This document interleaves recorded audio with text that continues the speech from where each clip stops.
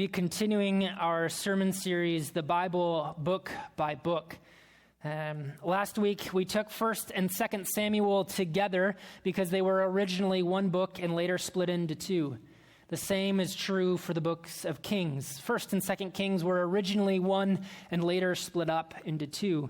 And so we're going to take them as one again here this morning. And so we're going to hear from the word of the Lord in 2 Kings chapter 17, verses 7 through 23. Hear now the word of the Lord. All this took place because the Israelites had sinned against the Lord their God, who had brought them up out of Egypt from under the power of Pharaoh, king of Egypt. They worshipped other gods and followed the practices of the nations the Lord had driven out before them, as well as the practices that the kings of Israel had introduced. The Israelites secretly did things against the Lord their God that were not right. From watchtower to fortified city, they built themselves high places in all the towns. They set up sacred stones and Asherah poles on every high hill and under every spreading tree. At every high place, they burned incense as the nations whom the Lord had driven out had done before them. They did wicked things that aroused the Lord's anger. They worshipped idols, though the Lord had said, "You shall not do this." The Lord warned Israel and Judah through his prophets and seers, "Turn from your evil ways. Observe my commands and decrees in accordance with the entire law that I have commanded your ancestors to obey and that I delivered to you through my servants and prophets."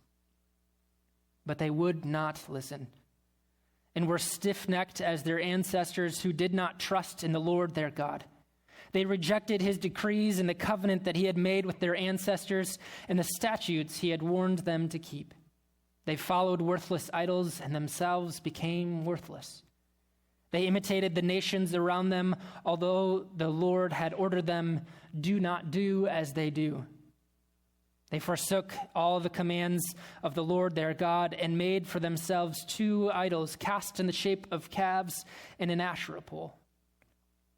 They bowed down to all the starry hosts and they worshipped Baal. They sacrificed their sons and daughters to the fire. They practiced divination and sought omens and sold themselves to do evil in the eyes of the Lord, arousing his anger.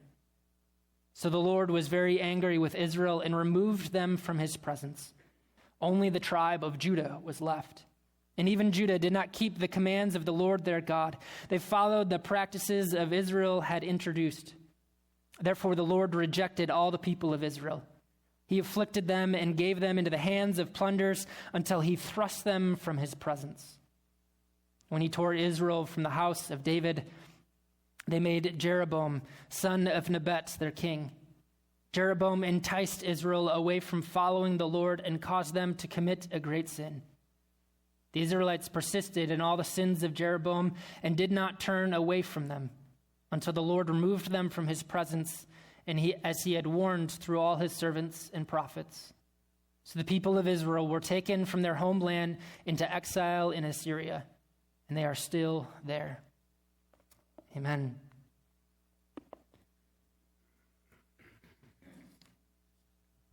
A few years ago, I had the opportunity to live out in the state of Washington for a summer.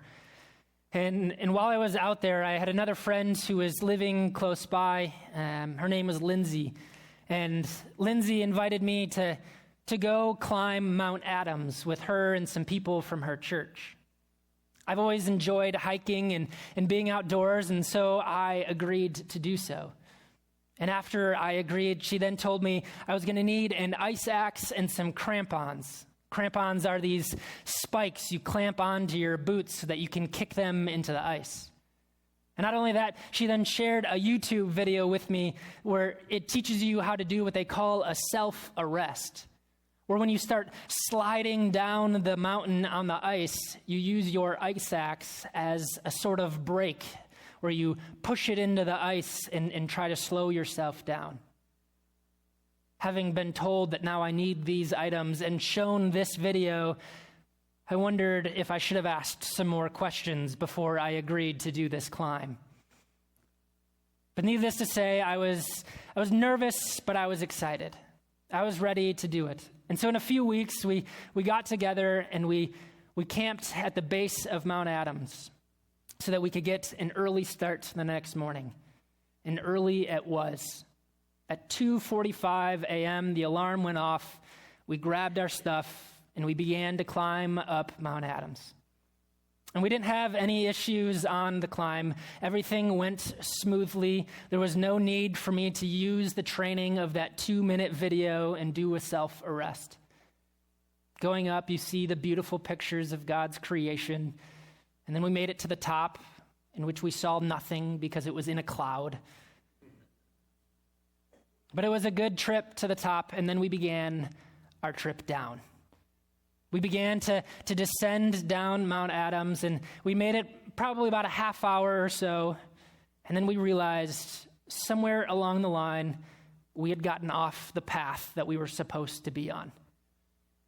One of the natures of this climb is that on the way down, you try to use the ice to your advantage. It's called glissading. You actually intentionally sit down on the ice and slide down. But there are specific spaces in which you're supposed to do that.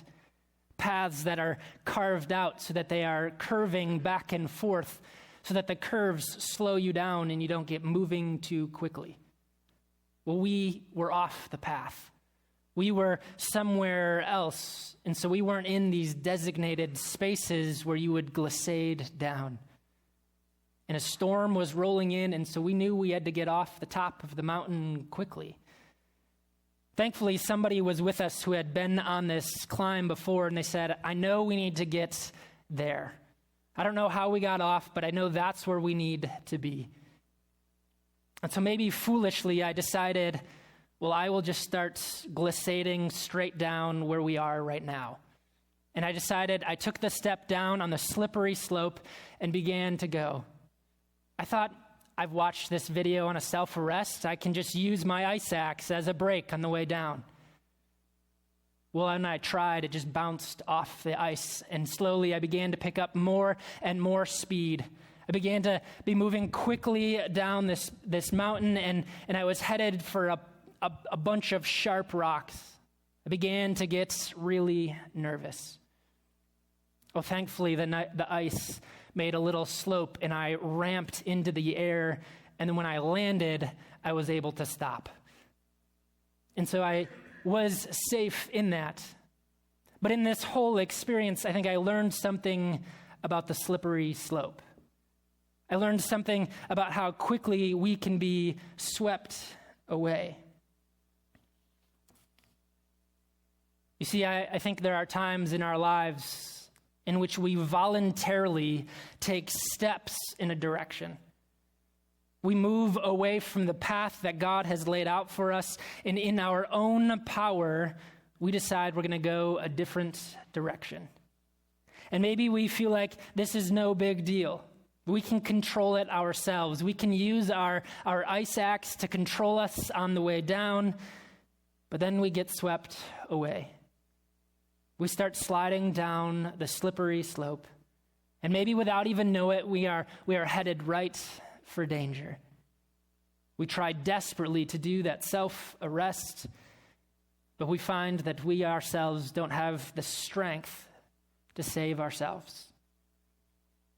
Well, this is what was happening throughout 1st and 2nd Kings. That the nation of Israel has now been divided into two nations. You have those in the north, which is the kingdom of Israel, and those in the south, which is the kingdom of Judah.